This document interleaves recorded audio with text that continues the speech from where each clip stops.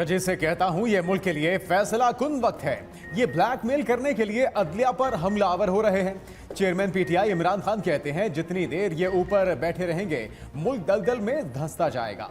PTI के गिरफ्तार कारकुनों से दहशतगर्दों जैसा सुलूक हो रहा है। किसी को अटक, किसी को लिया, किसी को डीजी खान जेल भेजा जा रहा है। आप क्या समझते हैं लोग ऐसे डर जाएंगे? मौजूदा हालात में अवाम खुद सड़कों पर निकलने के लिए तैयार है। 90 दिन के बाद निगरान हुकूमत किसी तौर पर बरकरार नहीं रह सकती। निगरान हुकूमत का वाहिद काम इलेक्शन कराना होता है। ये इलेक्शन के सिवा बाकी सारे काम कर रही है। कभी ऐसी जानिबदार निगरान हुकूमत नहीं आई। आते ही मुझ पर हमले की तहकीकात करने वाली JIT को तब्दील किया। करप्ट इलेक्शन कमिश्नर PTN की मुहिम चला रहा है।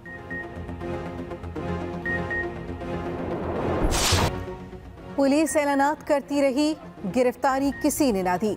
पेशावर में PTI की जेल भरो तहरीक इंसाफ ने गिरफ्तारियां दिए बगैर ही धरना खत्म कर दिया। परवेज खटक, असद कैसर समेत किसी रहनुमा ने गिरफ्तारी ना दी। कारकुन पहले पुलिस की गाड़ियों में बैठे फिर वापस चले गए।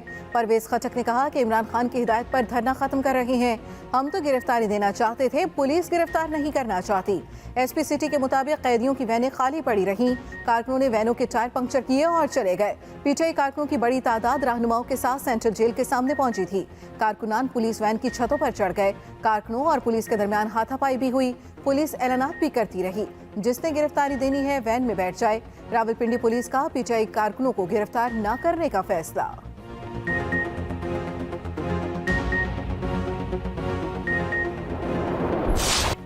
लाहौर से गिरफ्तार PTI कारकुनान की दूर दराज जेलों में मुंतकिली। 24 रहनुमा और कारकुन लिया जेल मुंतकिल।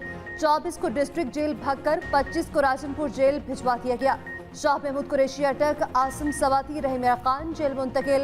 मुराद राज को DG खान, वलीद इकबाल को लिया, उमर सरफराज चीमा को भक्कर, जबकि असद उमर को राजनपुर मुंतकिल किया गया। PTI ने जेलों के बाहर एहतजाजी कैंप की कॉल दे दी। फवाद चौधरी कहते हैं तमाम जेलों के बाहर सदाए एहतजाज बुलंद करेंगे।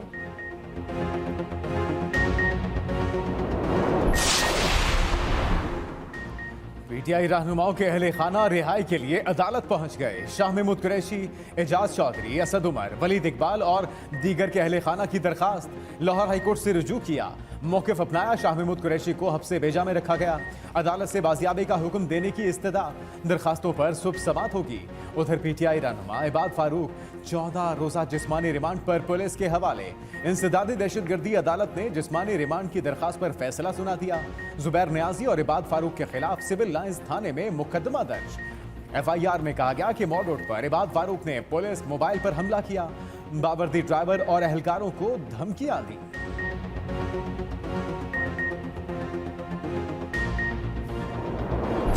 इलेक्शन से हमें ना कोई खौफ है, ना हम इलेक्शन से कोई पीछे हटे हैं।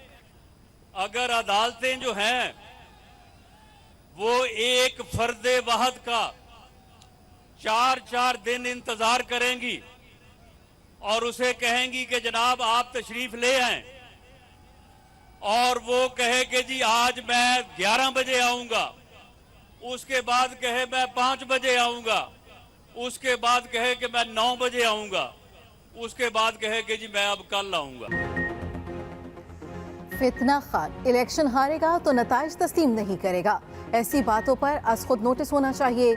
ऐसे वाक़यात से अदलिया के वक़ार में कमी होती है। वज़ीर दाखिला राना सनाउल्लाह के गिले शिकवे। कहा ऐसे इलेक्शन होने चाहिए, नताइज पूरी कौम तस्लीम करे। मुल्क में इंसाफ होना चाहिए, होता हुआ नजर भी आना चाहिए। कुछ जज साहिबान ऐसे हैं जिनसे इंसाफ की तवक्को नहीं की जा सकती। जब अदालतें फर्द वाहिद का इंतजार करेंगी तो ऐसे नारे लगेंगे। सियासी इस्तेहकाम तक मुल्क में हालात ठीक नहीं होंगे। फितने की वजह से मुल्क अदम इस्तेहकाम का शिकार हुआ। अवाम इलेक्शन की तैयारी करें। कौमी और सूबाई असम्बलियों के इलेक्शन इकट्ठे होने चाहिए। बहुत जल्द नवाज शरीफ पाकिस्तान आएंगे।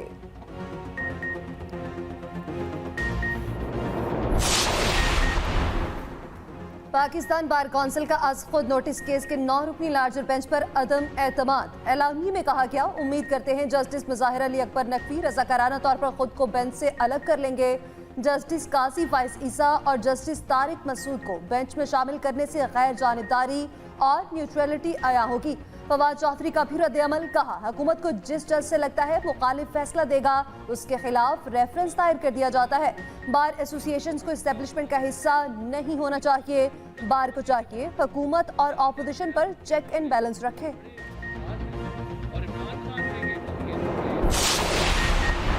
जस्टिस मज़ाहिर अली अकबर नकवी के खिलाफ सुप्रीम जुडिशल काउंसिल में रेफरेंस दायर। रेफरेंस मियां दाऊद एडवोकेट की जानिब से इनफिरादी तौर पर जमा करवाया गया।